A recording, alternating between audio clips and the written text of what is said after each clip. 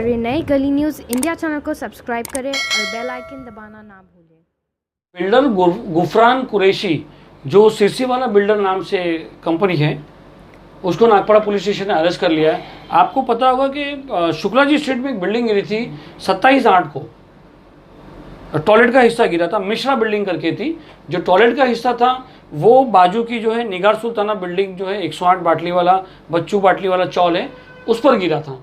यानी ये टॉयलेट का हिस्सा है, ये ऐसा गिरा तो एक चौल है वहाँ पर, वो चौल में घर पे गिरा था, जिसमें 2 की डेथ हो गई थी। एक जो है 70 साल की लेडीज़ थी और एक 11 साल की बच्ची थी जो उस मलबे में दब के मर गई थी। नागपाड़ा पुलिस स्टेशन ने जो है 27/8 को ये FIR लिया, 3 सेक्शन 304 पार्ट A और 34 में लिया, और नाम लिखा है सिरसी वाला रियलिटीज़ भागीदार व त्याने नेमलेले क्या ये कॉन्ट्रैक्टर, यानी वो जो कॉन्ट्रैक्टर उसके बात करते हैं। हमारे साथ मोहम्मद जुबैर कुरैशी हैं, वो जो बच्ची थी जो 11 साल की जिसकी डेथ हुई थी, उनके मामा हैं। हमने भी ये वहाँ पर जो है लीडर्स सब आ गए थे, वहाँ पर सारे लीडर्स मौजूद थे वहाँ पर। मेयर आई थी जब, उसके बाद वो, इसके बाद ये FIR लिखी गई। जुबैर कुरैशी साहब, ये क्या मामला है, मतलब ये सबूत विस्तार से बताइए आप। ये मिश्रा मेंशन और अब्दुल रहमान मेंशन, ये आजू बाजू की जो एक साथ बिल्डिंगें हैं, ये 6 साल पहले सिरसी वाला रियलिटी जो 6 पार्टनर हैं। कौन कौन है उसमें? एक सुल्तान कुरैशी है, एक असलम कुरैशी है, एक इकराम कुरैशी है, एक रिजवान कुरैशी है, एक गुफरान कुरैशी है, एक इमरान कुरैशी है। यानी 7 पार्टनर है। 7 पार्टनरों के नाम पे ये सब कुरैशी है क्या? भाई है क्या? सगे भाई हैं तीनों। अच्छा। सातों इन्होंने ये बिल्डिंग खरीदी थी आज से 6 साल पहले रीडेवलपमेंट के लिए। मिश्रा मेंशन और अब्दुल रहमान मेंशन दोनों एक साथ ही बिल्डिंग है। तो 3 साल पहले इन्होंने महाडा से NOC मिल गई थी इनको BMC से IOD पास हो गई थी। ये बहुत ही खस्ता हालत बिल्डिंग थी। ये इन्होंने NOC तो ले ली, लेकिन बना नहीं पा रहे थे। कितने टेनेंट हो गए उसमें? 110 टेनेंट है मिश्रा बिल्डिंग दोनों मिला के। अब्दुल रहमान मेंशन और मिश्रा जॉइंट बिल्डिंग है। 110 बिल्डिंग है। इन्होंने जो मिश्रा मेंशन ली है, वो मिश्रा को भी फुल पेमेंट नहीं दिया है, उसने भी इनको 420 का केस किया हुआ है इनके ऊपर। तो ये बना नहीं पा रहे थे बिल्डिंग की हालत इतनी खस्ता थी कि टेनेंट इनके पास गए, वो टॉयलेट का हिस्सा कुछ क्रैक हो गया था ज़्यादा ही, तो सारे बिल्डिंग के लोग मिलकर इनके ऑफिस पे गए कि उनसे कहा कि भाई आप नहीं बना पा रहे तो कम से कम ये बिल्डिंग का हिस्सा तो आप हमारा रिपेयर कर दो। हालांकि पहले इनको महाडा ने नोटिस दिया हुआ है 3 दिन का। ये नोटिस दिया हुआ है महाडा ने इनको कि ये आप 3 दिन के अंदर बिल्डिंग रिपेयर करो, नहीं तो हम आपके ऊपर एक्शन लेंगे। फिर भी इन्होंने कुछ नहीं किया। जब वो क्रैक हो गया तो उन लोग टेनेंट गए बिल्डिंग के कि भाई ये तो गिरने पे है, इसको कुछ करो तुम।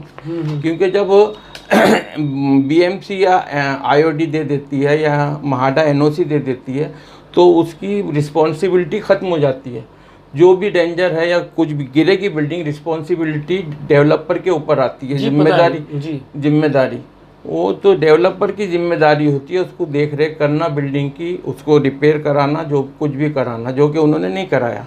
अब जब वो गए उन लोग 27 तारीख से 8 को ये हादसा हुआ, उसके 5-6 दिन पहले गए, तो असलम कुरैशी इनका मेन है जो करता धरता है, वही सब कुछ देख रेख करता है इस बिल्डिंग की। असलम कुरैशी उसने कहा इन लोगों से कि जाओ कोई तुम्हारा कोई कॉन्ट्रैक्टर हो तो लेकर आइए आप। कॉन्ट्रैक्टर आया, बाद में बिल्डिंग का कॉन्ट्रैक्टर आया, उसको असलम कुरैशी ने अपने हाथ से 1000 रुपये दिए पहले दिन, दूसरे दिन 10,000 रुपये दिए, कुछ 3 लाख कुछ पैसों में वो तय हुआ टॉयलेट गिरा के फिर से बनाना।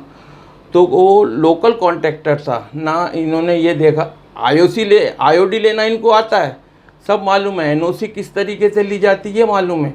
ये नहीं मालूम कि जब रिपेयर की जाती है तो किसी सुपर एक्सपर्ट जो होते हैं उनको बताया जाए, कोई महाडा का वो हो अपना जो कॉन्ट्रैक्टर हो, क्या सही है नहीं है। एक लोकल कॉन्ट्रैक्टर को कॉन्ट्रैक्ट दे दिया, उसने बगैर नेटिंग किए, बगैर किसी को बताए, बगैर बोर्ड लगाए महाडा का के काम होने जा रहा है, नोटिस किए, ठीक है, वो कॉन्ट्रैक्टर काम कर रहा था, बिल्डिंग गिर गई। वो कॉन्ट्रैक्टर ब्रेकर चला रहा था। अच्छा, ब्रेकर, हाँ, ब्रेकर वो जो रोड पे चलाते हैं वो ब्रेकर, वो उसको अगर तोड़ना था टॉयलेट तो सेकंड फ्लोर से, ग्राउंड +2 का टॉयलेट था, तो सेकंड फ्लोर से तोड़ते हुए आना था। वहाँ लोगों ने देखा, नागपाड़ा पुलिस स्टेशन में स्टेटमेंट किया है बिल्डिंग के लोगों ने कि फर्स्ट फ्लोर पे ब्रेकर चलाया उसने, यानी जिस डाल पे बैठा था उसी को काट रहा था। उसी को काट रहा था। अब वो पूरा ग्राउंड प्लस जो टॉयलेट था, मेरी बहन का बाजू में घर है, निगार सुल्ताना ग्राउंड फ्लोर में, वो पूरा भी किया था। अगर वो टॉयलेट ऐसे गिरे होते तो नुकसान नहीं होता हमारी बहन का। बिल्डिंग में दूसरे लोग भी तो रहते थे ना। वो टॉयलेट का हिस्सा गिरा, जब काम हो रहा था तो टॉयलेट में कोई था नहीं। जब काम चालू किया उन्होंने हमें तो बताया नहीं यहाँ आके, और वो पूरा टॉयलेट का हिस्सा मेरी बहन के ग्राउंड फ्लोर के घर पे गिरा, जिसमें मेरी बहन और उनकी ग्रैंड डॉटर, क्या नाम था मेरी बहन का नूर बानो अकबर नबी कुरैशी, और मेरी नवासी अलीशा रियासत कुरैशी 11 साल की बच्ची। जी, हमने देखा, वो दोनों एक्सपायर्ड, मलबे से उसको निकाला गया था। वो जिंदा निकली थी, वो पानी कर पानी मांग रही थी, बराबर है, हम भी वहीं थे। हाँ, तो दोनों एक्सपायर हो गए। नागपाड़ा पुलिस स्टेशन ने इमीडिएटली 304A का केस लिया। अच्छा, ये 27/8 को केस हुआ, और अभी जो है ये 3 दिन पहले अरेस्ट, इस सामने वाला बिल्डर जो है एंटीसिपेटरी बेल के लिए गया था। एंटीसिपेटरी बेल के लिए 30 तारीख को गया था। 30 कब? 30/9 को। कौन गया था? ये गुफरान। हाँ। ये बाकी के लोगों का क्या हुआ? अभी इन लोगों ने कुछ, जो आपने अलग अलग नाम बताया, जो यहाँ ये सब पार्टनर हैं। अभी इन लोगों ने कुछ, ये जो असलम कुरैशी है, हाँ, ये डुप्लीकेट पेपर बनाने में एक्सपर्ट है। अच्छा, हाँ, तो इसने क्या किया, कुछ अभी तो आप बोले बिल्डर है नहीं, हाँ, ये असलम कुरैशी पार्टनर है ना इनका। हाँ। अभी इन लोग क्या बोलते हैं कि भाई हमने पार्टनरशिप भी रिवोक कर दी है, हालांकि कोई डॉक्यूमेंट नहीं, कोई रजिस्ट्रेशन पेपर नहीं है इनके पास, लेकिन ये पुलिस को वो धोखा दे रहे हैं कि भाई ये हम लोग ने जो है पार्टनरशिप भी रिवोक कर दी थी, हम इसमें पार्टनर नहीं, खाली रिजवान के नाम पे बिल्डिंग है, लेकिन ये सब पार्टनर हैं इसमें। कोई रजिस्ट्रेशन नहीं है इनके पास पार्टनरशिप डीड रिवोक करने का, और गुमराह कर रही है पुलिस को। ये पार्टनरशिप डीड आपको कहाँ से मिली? ये पार्टनरशिप उन लोग ने जो एग्रीमेंट बनाया उसमें मिली होगी। हाँ। ये देखिए, एक पार्टनरशिप डीड है यहाँ पर, सिरसी वाला रियलिटी करके, सुल्तान Qureshi, Irfan Suleman Qureshi, Ikram Suleman Qureshi, Rizwan Suleman Qureshi, Aslam Suleman Qureshi, Imran Suleman Qureshi and Gufran Suleman Qureshi in the name of reconstruction building. ठीक है, तो दोस्तों इस केस में एक बात और बता दें हम आपको कि पुलिस ने पहले 304A पार्ट ए लिखा था। 304 कल्पेबल होमोसाइड होता है, नॉट अमाउंटिंग मर्डर। 304A लिखा था जो बेलेबल है, और 34 सेक्शन कॉमन इंटेंशन। तो उसके बाद जो है कोर्ट में इन लोग ने अभी भी फिलहाल 27/8 को इन्होंने लिखा था, और अभी जो है थोड़े दिन पहले कोर्ट में नागपाड़ा पुलिस ने 304A से 304 पार्ट 2 की है, जो कि नॉन बेलेबल ऑफेंस है और जिसकी सज़ा मैक्सिमम 10 साल तक है। ये कैसे हो गया? ये हुआ कि हमारी जब दो डेथ हो गई थी, उसमें हम सदमे में थे। फिर अपना स्टेटमेंट दोबारा हम स्टेटमेंट बराबर दे नहीं पाए थे सेम डे, क्योंकि 2 बॉडी हमारी कॉर्नर पे पड़ी थी। तो जो भी हमसे पूछा गया हमने इमीडिएटली आ गए। फिर फर्दर स्टेटमेंट, सप्लीमेंट्री स्टेटमेंट के लिए हम गए वहाँ पर, तो वो नहीं ले रहे थे। हम डीसीपी साहब दैया साहब के पास गए थे। ये साहब ने हमसे कहा कि आप जाइए सप्लीमेंट्री स्टेटमेंट दीजिए, लेकिन पुलिस स्टेशन में हमें इंस्पेक्टर चौहान है जो नागपाड़ा पुलिस स्टेशन के पीआई आईओ थे, जो उन्होंने मुझे बहुत बुरी तरीके से धुतकारते रहे, जाइए अभी हम बिज़ी हैं, ये है वो है। मुझसे कोई एक चौहान साहब थे पहले आईओ, पाटिल साहब, उनको कोरोना हो गया था, तो उनके जाने के बाद आईओ चौहान साहब को बना दिया गया था। तो जब तक पाटिल साहब थे उन्होंने स्टेटमेंट किए लोगों के, और चौहान साहब ने एक भी स्टेटमेंट नहीं किया।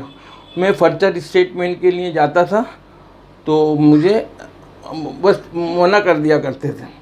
12 दिन लगे। सब डीसीपी साहब ने स्ट्रिक्टली वहाँ के पीआई को कहा कि अभी जाके इनका सप्लीमेंट्री स्टेटमेंट लो जो ये बोले। तो जब मेरा सप्लीमेंट्री स्टेटमेंट लिया गया डीसीपी साहब के बोलने पे। तो फिर डीसीपी साहब उसको बोलते रहे कि जो स्टेटमेंट के हिसाब से केस है आप लीजिए चौहान को। तो चौहान साहब डीसीपी आईपीएस ऑफिसर उनको घुमाते रहे चौहान साहब, उन्होंने नहीं किया। हमारे सीनियर पीआई जयप्रकाश जायसवाल साहब को कोरोना हो गया था, वो 1.5 महीने की छुट्टी पे थे। जैसे ही वो आए डीसीपी साहब ने उनको कहा कि आप ये चार्ज अपने हाथ में लीजिए और जो ज़रूरी है वो कीजिए। तो 29 तारीख डेट थी सेशन कोर्ट की, एबीए की, एनसी टेपेट्री के लिए उन लोग गए हुए थे। उसी दिन दूसरे ही दिन 27 तारीख को डीसीपी साहब ने सीनियर पीआई से बोला कि आप इसमें जो है करिए, चौहान साहब के हाथ से इन्वेस्टिगेशन ले लीजिए और आप खुद देखिए। सीनियर साहब ने इमीडिएटली 304 पार्ट 2 लगाया। 29 तारीख को कोर्ट में आके स्टेटमेंट दिया कि हमने 304 पार्ट 2 लगा दिया गया है। तो मैं सीनियर साहब का, डीसीपी साहब का बहुत बहुत शुक्रिया अदा करता हूँ जिन्होंने मुझे एक थोड़ा सा सुकून दिया। और मेरी ये गुजारिश है सीनियर साहब से कि और डीसीपी साहब से कि ये 7 लोग जो हैं इसमें पार्टनर हैं, इसमें अच्छे से तहकीक करी जाए और इन 7 को अरेस्ट किया जाए।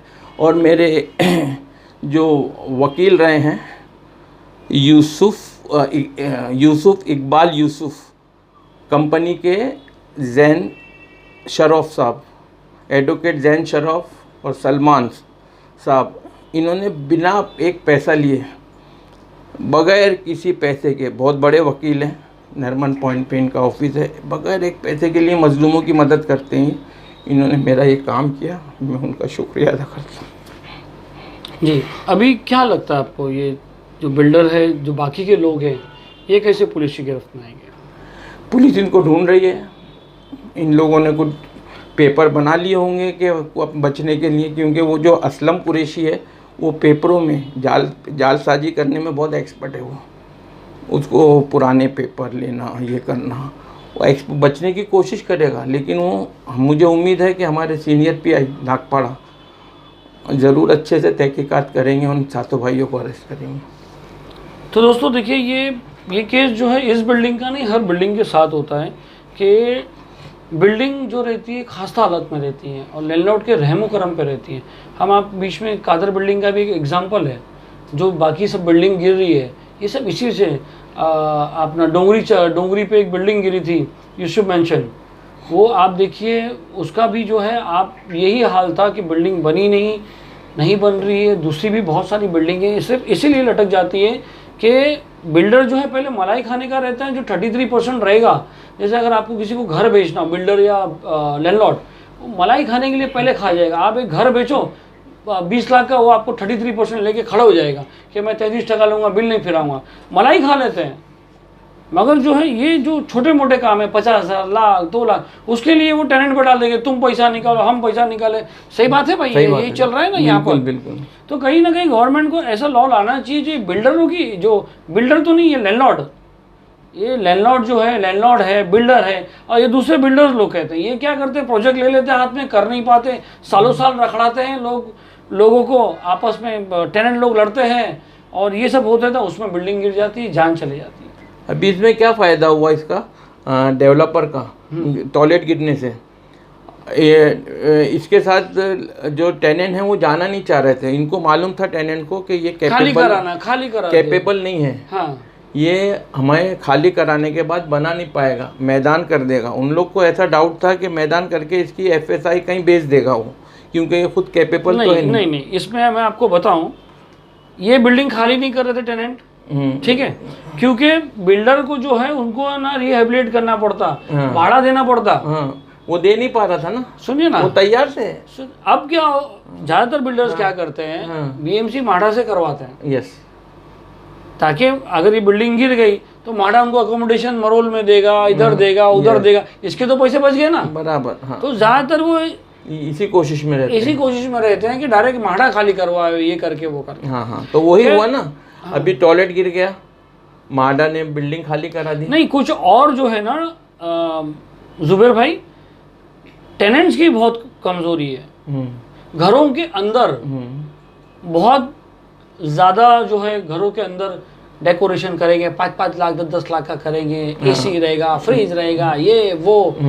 मगर जब मेंटेनेंस की बात जब मेंटेनेंस की बात आती है, 100 रुपया मेंटेनेंस, 200 रुपया मेंटेनेंस, तो या कोई बनाने की बात आती है, चलो 4 लाख रुपया लगेगा, 100 टेनेंट है, 400 रुपये लगेंगे एक, नहीं 4,000 रुपये, 4,000 रुपये, 4,000 रुपये लगेंगे, या समझो 40,000 रुपये लगे एक टेनेंट को आता है, तो वो लोग आगे नहीं बढ़ते हैं, नहीं बढ़ते, बोलते हो लैंडलॉर्ड करेगा। इस दौरान लैंडलॉर्ड तो अपने घर में मजे कर रहे हैं, बराबर, रहना आपको है, खतरा आप लोग को झेलते हैं, आपकी फैमिली झेलती है। बेशक। तो बहुत सारी बिल्डिंग है, खैर ये तो बहुत बड़ा मसला है, इसको सुलझाने। तो फिलहाल गुफरान कुरैशी को नागपाड़ा पुलिस स्टेशन ने अरेस्ट किया है। कल हॉलिडे कोर्ट में, कल ना हाँ 30 तारीख को 30 तारीख को हॉलिडे कोर्ट में लेके गए थे। 3 तारीख को लिए। 3 तारीख पुलिस में हम कस्टडी। आपको दूसरा अपडेट देंगे, और कोई अरेस्ट होगा तो हम बताएंगे। आपको भी हमारी तरफ से कुछ मदद लगे तो आप ज़रूर बताना। बहुत बहुत शुक्रिया। Thank you. ठीक।